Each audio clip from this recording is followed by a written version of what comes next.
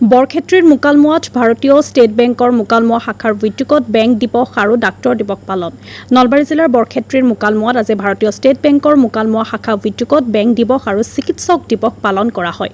উক্ত গাম্ভীৰ্যপূৰ্ণ অনুষ্ঠানত বৰক্ষেত্ৰীৰ ৰাজহ চক্ৰ বিষয়া সন্তোষ কুমাৰ নাথ, বৰক্ষেত্ৰী খণ্ড উন্নয়ন বিষয়া নিশি নাথ শৰ্মা, মুকালমুৱা মহকুমা স্বাস্থ্য বিষয়া প্ৰদীপ চন্দ্ৰ দাস, চিকিৎসক ডক্টৰ মঞ্জুৰ আলম, অৱসৰপ্ৰাপ্ত চিকিৎসক ডক্টৰ ৰূপকান্ত বৰ্মন, অৱসৰপ্ৰাপ্ত শিক্ষক আয়ুব আলী, লেখক পৰীক্ষিত বৈশ্য, বৰক্ষেত্ৰী জুনিয়ৰ কলেজৰ অধ্যক্ষ মইনুল হক প্ৰমুখ্যে ভালেমান বিশিষ্ট লোক উপস্থিত থাকে। মুকালমুৱা ষ্টেট বেংকৰ শাখা প্ৰবন্ধক ৰতন কলিতাই আধৰা অনুষ্ঠানটোত সমূহীয়াভাৱে কেক কাটি বেংক দিৱস আৰু চিকিৎসক দিৱসৰ শুভাৰম্ভণি কৰে।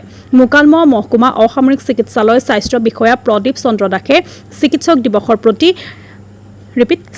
দিৱস প্ৰতি বছৰ 1 জুলাইত পালন কৰা সম্পৰ্কত চিকিৎসক বিধান চন্দ্ৰ ৰয় স্মৃতিত সমগ্ৰ ভাৰতবৰ্ষ জুৰি পালন কৰা হয় বুলি জানিবলৈ দিয়ে। শেষত মুকালমুৱা ষ্টেট বেংক শাখা প্ৰবন্ধক ৰতন কলিতাৰ শলাগৰ শৰাইৰে সভাখনৰ অন্ত পৰে।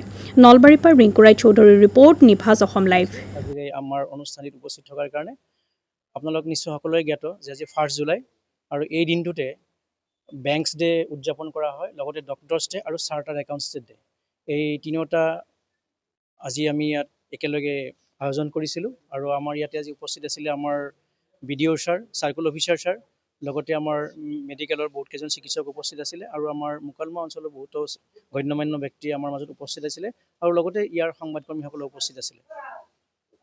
নিশ্চয় জানে বেংকৰ কৰ্মচাৰীখিনি খুব ব্যস্ততাৰ মাজত দিনটো পাৰ কৰে, গতিকে এই ক্ষেত্ৰত তেওঁলোকে যিহেতু আমাৰ কামটোৱে হ'ল পাব্লিক ৰিলেশ্যন, গতিকে আমি কাষ্টমাৰক যিমানখিনি ভাল ব্যৱহাৰ কৰি তেওঁলোকৰ কামটো সম্পন্ন কৰিব পাৰোঁ সেইটো আমি বিচাৰোঁ। অনুষ্ঠানটোৰ মূলতে আছিলে আমাৰ ফালৰ পৰা বিশেষকৈ বেংক ডে।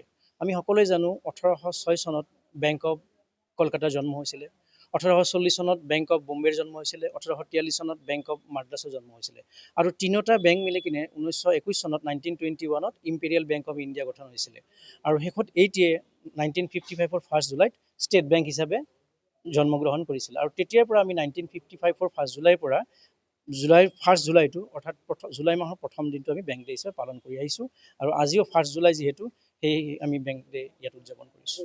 ভিতৰতে হৈছিলে। অৱশ্যে এই ক্ষেত্ৰত আমি যিখিনি কাষ্টমাৰ সেইখিনিও সজাগ হ'ব লাগিব।